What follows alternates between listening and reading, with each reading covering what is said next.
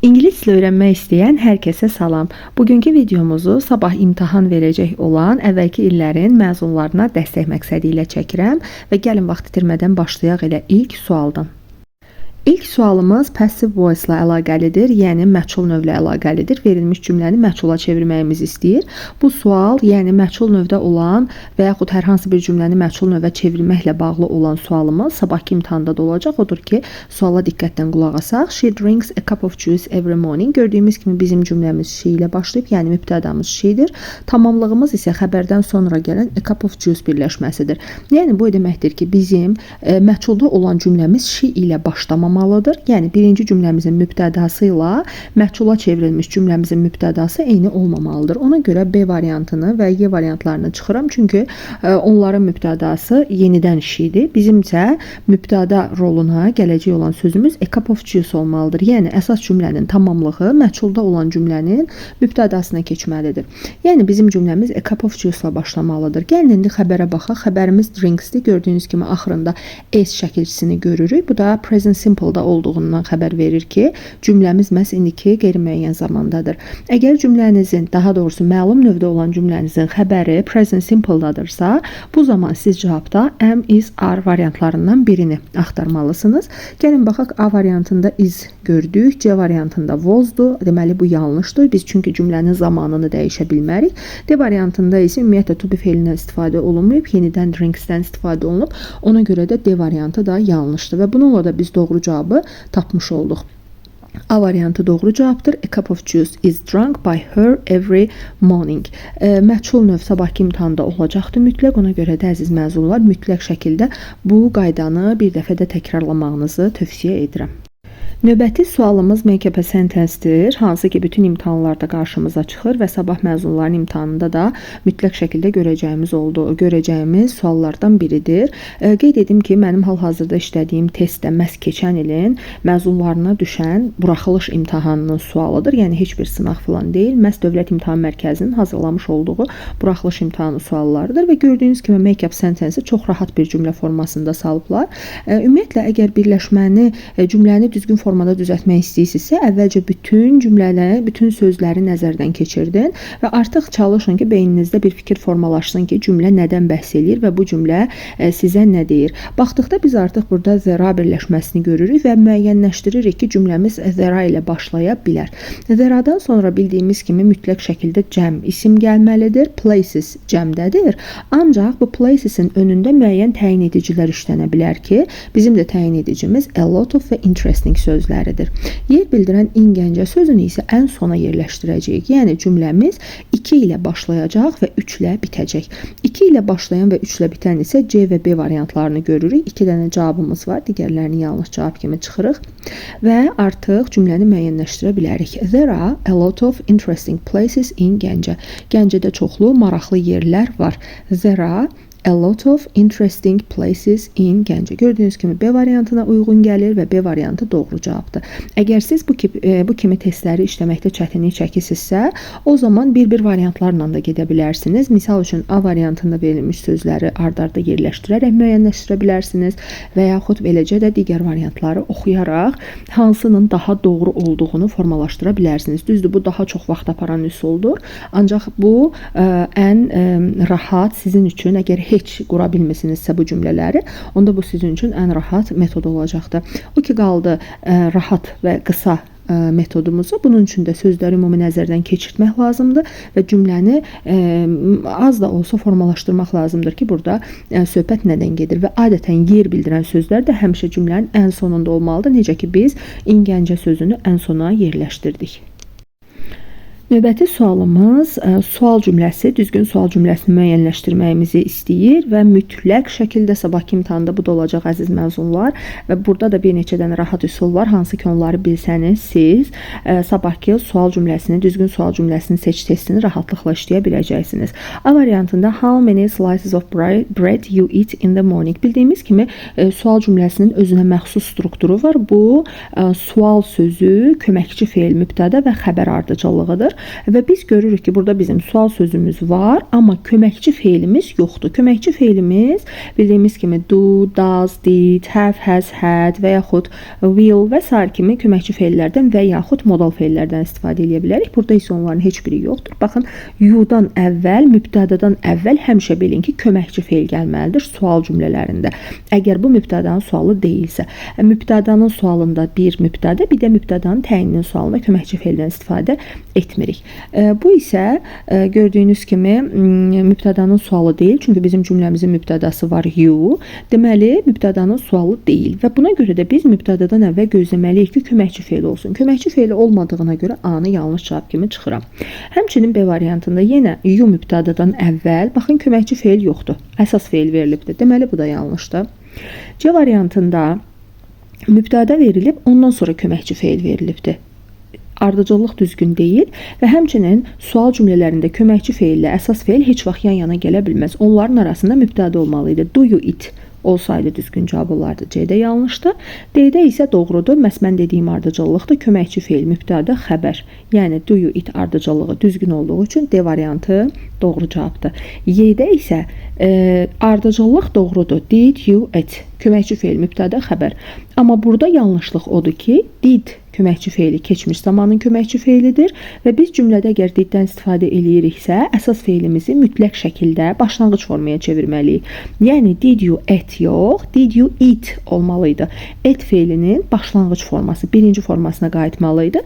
Buna görə də Y də yanlış cavabdır. How many slices of bread do you eat in the morning? D variantı doğru cavabdır. Cümlənin tərcüməsi isə sən səhər neçə dilim çörək yeyirsən kimi tərcümə olunur. Gəlin baxaq növbəti sualımıza. Növbəti sualımız əslində qısa cavablar mövzusuna aid olsa da, baxın, burada verilmiş hissələrə baxdıqda artıq görürük ki, so ilə, neither ilə, to ilə cavab verilir və bizim ağlımıza artıq qısa cavablar mövzusu gəlir. Qısa cavablar mövzusu ilə yanaşı burada həm də modal feili bizdən soruşur. Baxın, burada have to var əsas hissədə. Have-dən sonra to gəlirsə, bilin ki, bu %100 modal feildir. Must modal feilinin əvəz edicisidir. Və have-dən sonra to gələn hissələrdə yenə də bunu bilin ki, həmin cümlələrin sualını, inkarını, qısa cavablarını have-in özü ilə yox, do, does köməkçi feillərinin biri ilə vermək lazımdır. Yəni, have to olduğu üçün mənim əsas cümləmdə, deməli, mən cavablarda do və does axtaracam. İndi gəlin, do və does olmayan cavabları çıxaq. A variantı, daha doğrusu birinci cümləmizdə do, does yoxdur. Cavabı has-lə verib. Yanlışdır. Bir olan cavabları çıxacam. İkincidə so does my father verib, bu doğru ola bilər. 3-də yenə does görürəm, bunu da saxlayıram. 4-də yenə does görürəm, bunu da saxlayıram. İndi gəlin görək bu 3 variantdan biz doğrunu necə müəyyənləşdirməliyik? Əsas cümləmizə baxırıq. I have to wash my car once a week. Cümləmiz təsdiqdə olduğu üçün biz buna inkar cavab verə bilmərik. Yəni, neither ilə olan başlayan cümlələr mütləq özündən əvvəl inkar cümlə istəyir. Bizim birinci cümləmiz də təsdiqdə olduğu üçün deməli neither ilə cavab vermirik və 3 olan cavabı da çıxanda bizdə artıq 2 və 4 Y variantı doğru cavab kimi qalır. I have to wash my car once a week. Mən maşınımı həftədə bir dəfə yumalıyam. 2 deyir ki so does my father. Mənim atam da. 4 deyir ki my cousin does too. Mənim kuzenim də belə edir. Deməli Y variantı düzgün cavabdır. Sabah imtahanda görəcəyiniz suallardan biri də məhz zamanlarla əlaqəli olan sualdır. Əslində bu il 11-ci siniflərin buraxılış imtahanında biz gördük ki, zamanlarla bağlı olan suallarda qısa, konkret zaman zərfi verilmişdi. Birində tomorrow, birində yesterday və bununla da tapmaq çox rahat idi tələbələr üçün ki, yesterday'ni gördükdə past simple-a götürürlər, tomorrow gördükdə isə future simple, yəni will götürürlər. Baxın, bizim keçən il məzunlara düşən sual, zaman sualı məhz bu sualdır. Burada isə heç bir zaman zərfi verilməyibdir. Bu kimi suallarda biz nə etməliyik? Bu kimi suallarda biz cümlədə olan başqa bir xəbəri tapıb onun zamanını müəyyənləşdirməliyik. Baxın, birinci tərəfdə yerləşdirməli olduğumuz köməkçi feili və əsas feili müəyyənləşdirmək üçün mən cümlənin digər tərəfindəki xəbəri tapıram. Və keçmişdədir. Past simple keçmişdə olduğu üçün bildiyimiz kimi biz burada artıq zaman uzlaşması eləməliyik. Keçmiş zaman keçmiş zamanla uzlaşır. Yəni keçmişi burada gördüksə birinci tərəfdə də keçmişdə olan bir zaman yerləşdirməliyik. Variantlara gəlin baxaq. A-dakı have indikidir. Belə olanda əziz şagirdlər mütləq şəkildə sadəcə birinci feilinizə baxın, köməkçi feilə baxın. Digər əsas feil zamanı göstərmir. B variantındakı will gələcəkdir, keçmişlə uzlaşmır. C-dəki are indikidir, keçmişlə uzlaşmır. D-dəki do indikidir, keçmişlə uzlaşmır. Y-dəki did isə keçmişdir və keçmişlə uzlaşır. Cümləni tərcümə etmədim, heç bir dərinliyə enmədim. Sadəcə cümlənin digər tərəfində verilən keçmiş zamanda olan feili müəyyənləşdirməklə əlbəttə ki, siz burada bilməlisiniz ki, were keçmişdədir. Mən digər tərəfi də keçmiş zamanda işlətdim. Did you go to the mountains when you were in the country? Sən kənddə olanda dağlara gedirdin kimi tərcümə edirik. Y variantı doğru cavabdır. Növbəti cümləmiz modal feillərlə bağlıdır. Halbuki bayaqki bizim qısa cavablarla bağlı olan testimizdə də modalla bağlı idi həmin sualımız. Demək olar ki, bir testdə 2 modalla bağlı sualımız var. Variantlara baxdıqda gəlin birinci çıxa bilirsinizsə, əvvəlcə variantlarda hansı səhvdir onları çıxaq. Baxın, şərtdə elə özü modal feil deyir. A variantında have-dir. Bildiyimiz kimi have modal feili yoxdur. Have-dən sonra to gəlməlidir. To ya have-in baxın bu yanında verilməli idi. Verilməyibsə cümləyə də baxın feilin önündə verilməli idi. Gördüyünüz kimi to hissəciyi yoxdursa, deməli A variantı yanlış cavabdır. Həmçinin bu dediklərim B variantına da aiddir. Baxın, have-dən sonra nə yanında, nə də cümlədə to yoxdur. B-ni də çıxıram. Həmçinin D-yə də aiddir. Bildiyimiz kimi ought to, birləşməmiz ought to-dur və bu da to ilə işlənməlidir. To-su olmadığına görə D də yanlışdır. Mən artıq iki cavab arasında qaldım. Cümləyə baxmadan sadəcə variantları nəzərdən keçirtməklə should və mustn't cavabları arasında qaldım. Biri təsdiqdir, biri inkardır. Bu mənə deyir ki, cümləni başa düşmək lazımdır. Cümlənin məğzini, mənasını başa düşməliyəm ki, mən burada inkar yoxsa təsdiq yerləşdirməli olduğumu müəyyənləşdirə bilim. When we have got a toothache, bizim dişimiz ağrıyanda, we go to the dentist. Biz diş həkiminə getməliyik yoxsa getməməliyik? Əgər dişimiz ağrıyırsa, əlbəttə ki, diş həkiminə getsək yaxşı olar. Ona görə də C variantını düzgün cavab kimi götürürük. Should ümumiyyətlə məsləhət bildirən bir modal feildir. Mustn't isə mənasına görə yanlışdır. Yəni, diş həkiminə getməliyik deyə təsdiqlə cümləmizi qurmalıyıq deyə C-ni doğru cavab kimi götürürük. İndi isə gəlin definitionlarla bağlı olan testimizə baxaq. Bu nəinki məzunların imtahanında, həmçinin 11-lərin, 9-ların bütün imtahan verəcək, buraxılış imtahanı verəcək olan abituriyentlərin testində, imtahanda qarşımıza çıxacaq olan bir testdir. Çünki vocabulary, yəni lüğəti bilmək çox vacibdir. Xüsusilə də dərslikdə olan lüğətlərə xüsusi diqqət yetirmək lazımdır. Gəlin indi baxaq. Journey, host və flood sözləri verilibdir bizə. Üçü də isimdir. İndi isə mən, baxın, bu ABC hissələrinə baxacağım. A-da a person who invites guests to a meal. Ola bilər ki, siz hissəni tam tərcümə edə bilmirsiniz. O zaman bir-iki sözün tərcüməsini də əgər edə bilirsinizsə, bu zaman necə də olsa tapıb müəyyənləşdirə bilərsiniz ki, hansı cavab doğrudur. Ancaq bu kimi testlərdə sırf sözün tərcüməsini bilməlisiniz ki, düzgün cavabı müəyyənləşdirə biləsiniz. A variantında deyir ki, qonaqları yeməyə dəvət edən bir şəxs. Bu kim olacaq? Bu əlbəttə ki, host olacaq, yəni ev sahibi olacaq. 2-yə A düzgün cavabdır. 2-də A olmayanları çıxıram. A-nı, B-ni, C-ni çıxacam və D və Y variantları düzgün cavab qaldı mənə. B-də an act of traveling from one place to another. Yəqin ki, baxın, buradakı traveling sözünü bilməyən yoxdur. Səyahət etmək deməkdir. Yəqin ki, hər kəs bilir və journey sözünü də məncə demək olar ki, hər kəs bilir. Çünki aşağı sinif sözlərindəndir. Journey də səfər, səyahət deməkdir. Və ona görə də elə 1 ilə B-ni uzlaşdıracağam. Yəni B-yə də 1 yazacağam. B-nin sırf dəqiq tərcüməsi isə bir yerdən başqa bir yerə səyahət etmə prosesi kimi tərcümə olunur. Bir də B olduqda artıq cavabımız Y olaraq düzgün cavabı müəyyənləşdirə bilirik. C-də isə a large amount of water covering an area that is usually dry. Adətən quru olan bir ərazinin çoxlu su ilə örtülməsi, bu isə flood olacaq, daşqın olacaqdır. 3-ə də C variantını uyğunlaşdırırıq və bununla da Y variantı düzgün cavabdır. Artıq sabah imtahandır və bu bir gün ərzində hansısa bir vocabulary-ni bilmirəm inkişaf elətdirmək nə dərəcədə alınar, amma bu vocabulary elə bir ingilis dilinin, ümumiyyətlə hər hansı bir dilin elə bir hissəsidir ki, bu mütəmadi olaraq inkişaf etdirilməlidir. İl boyu imtahan vermək niyyəti olan hər bir abituriyent il boyu öz lüğət bazasını zənginləşdirməlidir. Bu nəinki lüğət testlərində, həmçinin digər testlərin müəyyənləşdirilməsində, reading və listening tapşırıqlarının işlənilməsində də kömək olacaq bir vasitədir. Növbəti testimiz conjunction, yəni bağlayıcılar testidir. Sabah da olacaq imtahanda. Əslində conjunction çoxdur, bağlayıcılar çoxdur. Sadəcə əzbər bilmək lazımdır onları, amma ən şanslı hissəsi budur ki, bu imtahanların qəlib bağlayıcılar düşür, hansı ki, qoşa formada işlənir bu bağlayıcılar. Çox vaxt bu bağlayıcılar düşür imtahana, ona görə də onları əzbərləmək kifayətdir. Mən indi cümləyə baxmadan birbaşa variantlarla düzgün cavabı müəyyənləşdirməyə çalışacağam.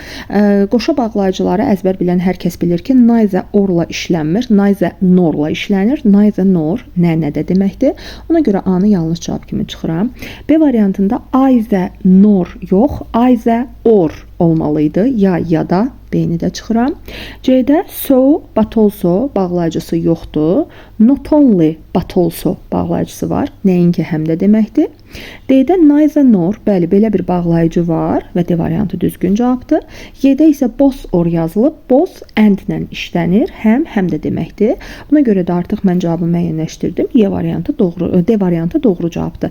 İndi gəlin D-ni yerləşdirək və cümləni tərcümə edək. I couldn't find your dictionary. Mən sənin lüğətini tapa bilmədim. It is neither on the shelf nor in the bookcase.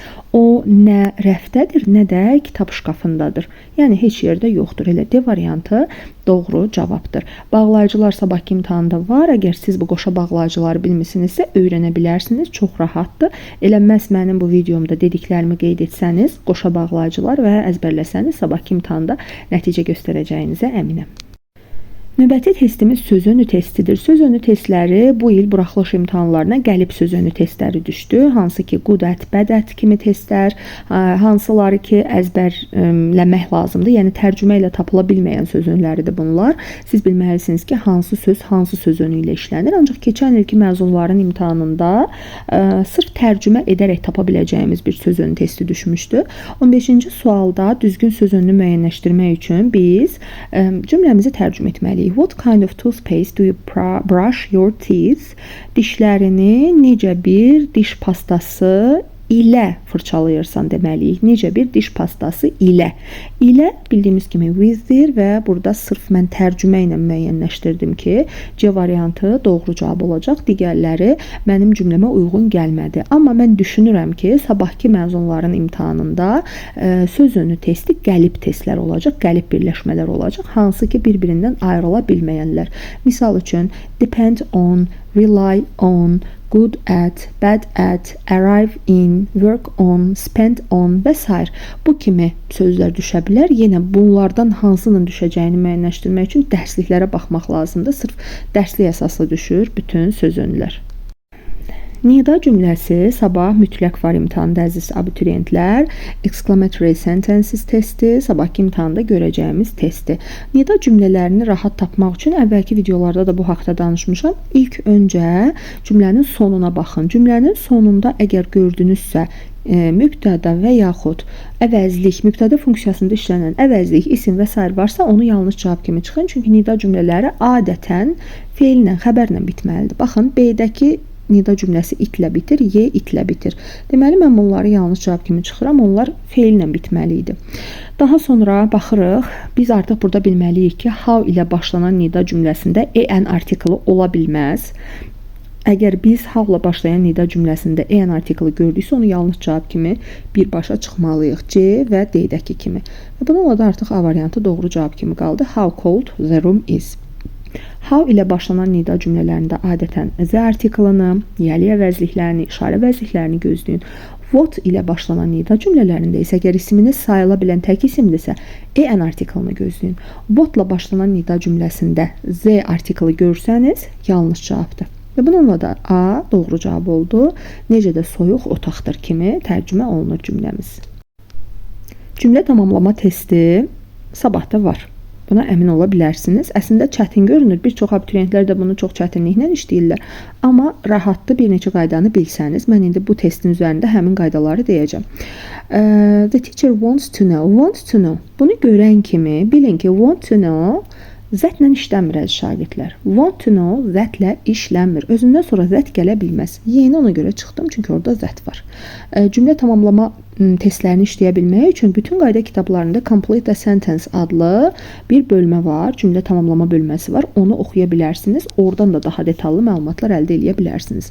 Daha sonra cümlə tamamlama testlərində bilməli olduğunuz ən vacib nüanslardan biri cümlədə bağlayıcıdan sonra mübtədə xəbər gəlməsidir. A-da if bağlayıcıdır. Özündən sonra xəbər gəlib. Halbuki mübtədə gəlməli idi. Yanlışdır. B-də və-yə bağlayıcıdır. Özündən sonra mübtədə xəbər gəlib. Bəli, bu ola bilər. Bunu saxlayaq. C-də when bağlayıcıdır. Özündən sonra feil gəlib. Mübtədə gəlməli idi. Yanlışdır. D-də də həmçinin və-yə bağlayıcıdır. Özündən sonra are feili gəlib. Xəbəri gəlib və mübtədə gəlməli idi. Yanlışdır.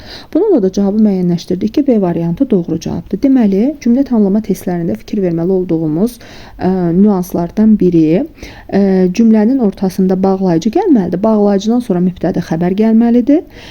Daha sonra want to know-dan sonra heç vaxt zət işlədə bilmərsiniz və əlavə olaraq if-lə və when-lə başlayan bağlayıcılar, bağlayıcı ilə başlayan cümlələrdən ardınca siz will gələcək zamanı işlədə bilmərsiniz bu tip testlərdə.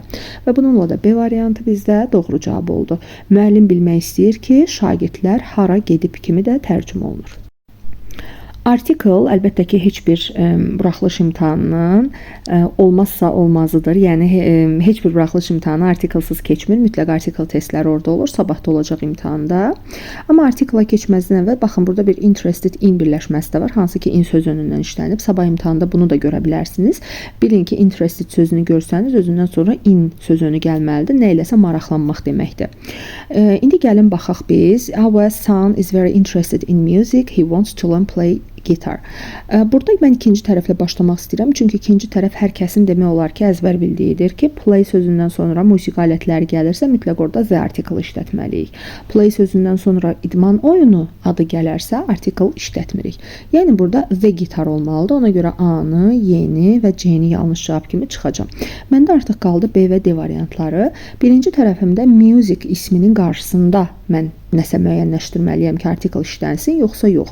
Bildiyimiz kimi music sayıla bilməyən isimdir və bunu heç vaxt biz qeyri-müəyyən article-la işlədə bilmərik. B-də bizdə birinci tərəfə e-article verilib. Xeyr, music heç vaxt e-article ilə işlənə bilməz, çünki sayıla bilməyən isimdir. Ona görə B-ni də çıxıram və D variantı doğru cavabdır. Bəs niyə article-sız işlətdik? Çünki tərcümədə deyir ki, mənim oğlum musiqi ilə çox maraqlanır. Burada musiqi ümumi məfhum kimi götürülüb, yəni ümumilikdə musiqi ilə maraqlanır.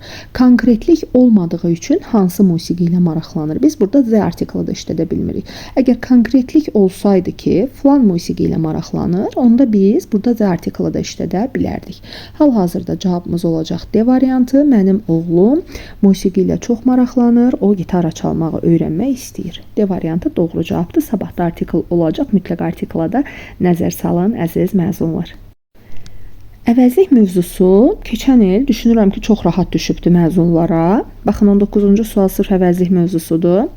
Nöqtələrdən sonra clock ismi gəlib, təkdədir. Tək isimdir və isimdir. A variantındakı theirs bilirik ki, artıq isimsiz işlənən yəli əvəzliyidir. Özündən sonra isim gəlməməlidir. Ümumiyyətlə, axırı s-lə bitən. Theirs, yours, ours kimi əvəzliklər özündən sonra isim istəmir. A variantını və B variantını çıxıram, çünki yours da isimsiz işlənən yəli əvəzliyidir. Those işarə əvəzliyidir və mütləq özündən sonra cəm isim istəyir. Həmçinin də these, D-dəki. Ona görə C və D variantlarını da çıxıram və yeni düzgün cavab kimi götürürəm. Çünki this-dən sonra tək isim gəlməlidir. This clock bu saat deməkdir, yaxında olanı göstərir. This clock on the wall showed the right time. Divardakı bu saat düzgün vaxtı göstərir kimi də cümləmiz tərcümə olunur. Sabah imtahanda əvəzlik var. Düşünürəm ki, bu dəfəki əvəzliklər təyin əvəzliklərdən düşə bilər. Ona görə də siz bütün əvəzlikləri əlbəttə ki, təkrarlayın, ancaq təyin əvəzliklərə xüsusilə fikir verin. Complex object və yaxud gerund sabahki imtahanda olacaq. Mürəkkəb tamamlıq 20-ci sual məhz mürəkkəb tamamlıq mövzusudur, complex object mövzusudur. Biz artıq bilirik ki, mürəkkəb tamamlıqda feillər 3 qrupa bölünür və bu qrup feillərini biz artıq əzbər bilməliyik ki, bu testi işləyə bilək. Çünki bu testi işləməyin başqa bir yolu yoxdur. Əgər siz artıq bu mövzunu bilirsinizsə, görəcəksiniz ki, wants feilindən sonra 3-cü qrup feili olduğu üçün mütləq to-lu hissəcik gəlməlidir və bununla da cavabı rahatlıqla Y olaraq götürəcəksiniz. Burada nə tərcümə etməyiniz sizə kömək etməyəcək. Qəti şəkildə zaman uzlaşması eləməyin. Abituriyentlər çox vaxt görürəm ki, baxırlar wants indiki zamandadır və digər tərəfdə də uzlaşma eləməyə çalışırlar və bu da yanlış addımdır, sizi səhv cavab aparacaqdır. Mütləq bunun üçün siz qrup feillərini əzbərləyin mürəkkəb tamamlıqda və siz artıq onları əzbər bildikdən sonra həmin feilləri görən kimi biləcəksiniz ki, söhbət mürəkkəb tamamlıqdan gedir və ikinci tərəfdən necə feil götürməlisiniz. Peter wants me to come earlier than yesterday. Peter mənim dünəndən daha erkən gəlməyimi istəyir kimi də tərcümə edirik. Düşünürəm ki, bu kitabçanın ən rahat suallarından biri də 21-ci sualdır. Plural nouns, yəni cəm isimləri istəyir. Məncə bunu ən azından ingilis dilini oxuyan hər bir abituriyent düzgün yaza bilər. Cəm isimləri artıq bilirik, ya kökdən dəyişirlər, ya sonuna s şəkilcisi artırırıq. A variantında ice cream təkdədir. Dondurma deməkdir, amma windows cəmdədir. B variantında shirt təkdədir, amma oranges cəmdədir. C variantında bread təkdədir və sayılmır, onu heç vaxt cəmləyə bilmərik. Doors cəmdədir. D-də zebras və X hər ikisi cəm isimlərdir, elə D variantı doğru cavabdır. Y-də isə C, men, menə görə cəmdə olduğu üçün doğru cavabdır, amma snow, qar təkdədir və heç vaxt da cəmləyə bilmirik onu, çünki sayıla bilməyən isimdir. D variantı doğru cavabdır. Sabahda ya plural nouns, ya singular nouns düşə bilər və yaxud da ki, ismin yəlik halı daha çox mənim gözlədiyim bir testdir. Yəlik halı xüsusilə diqqət yetirən apostrof S, apostrof nə zaman artırılır və düşünürəm ki, sabah imtahanda o çıxacaq qarşınıza. Keçən il əksər məzunların yanlış yazdığı test məhz 22-ci sualdır. Düşünürəm ki, orta səviyyəli bir sualdır, o qədər də asan deyil.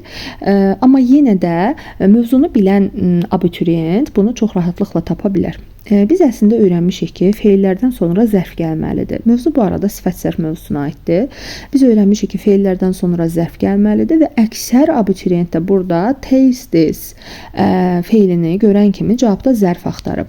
Amma nəzərdən qaçırıblar ki, buradakı cavabların əksəriyyəti zərfdir. Həmişə cavablarda da baxın, görün tək olan, yeganə tək qalan cavab nədirsə, əksər vaxt cavablar olur. Baxın, burada sweetly, pleasantly, bitterly və awfully sözlərinin 4-ü də zərfdir, amma wonderful sözü sifətdir. Burada artıq siz biraz şübhələnməlisiniz ki, nəyə görə məndə 4 dənə zərf verib, bir dənə sifət verib.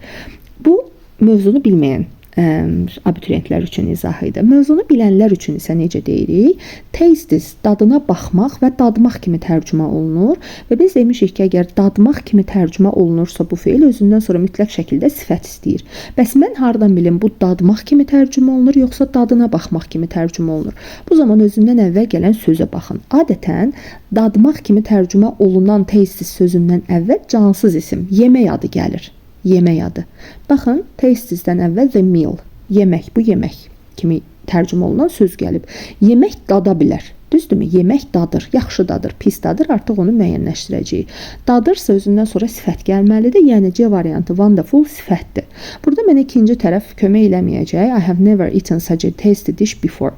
Mən heç vaxt əvvəllər belə bir yemək yeməmişəm. Bu cümlə elə bir cümlədir ki, özündən əvvəl yemək pis dadır da desək, bunu da deyə bilərik, yaxşı dadır da desək, yenə bu cümləni də işlədə bilərik.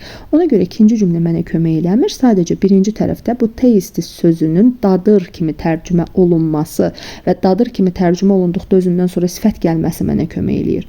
Taste-dən başqa bu smell da ola bilər, iyləmək və iylənmək. Yenə smell-dən əvvəl əşya gələrsə, cansız bir isim gələrsə, gül, çiçək və yaxud yemək və s. gəlirsə, bilin ki, o iylənir və bu zaman ondan sonra biz sifət işlətməliyik. Və yaxud look sözü özündən sonra ət gəlirsə, baxmaq kimi tərcümə olunur. Bu zaman zərf işlədəcəksiniz. Lookdan sonra ət yoxdursa, deməli görünmək kimi tərcümə olunur və bu zaman sifət işlədəcəksiniz. Baxın, bu ən çox düşmə ehtimalı olan 3 dənə sözdür. Taste, smell və look. və yaxud look at. Bunlara xüsusi diqqət edin. Sifət və zərf mövzusu sabah olacaq, amma təxminimcə dərəcəsi olacaq. Sifət və zərfin dərəcəsi olacaq. Siz yenə də hər şeyə hazırlıqlı olun.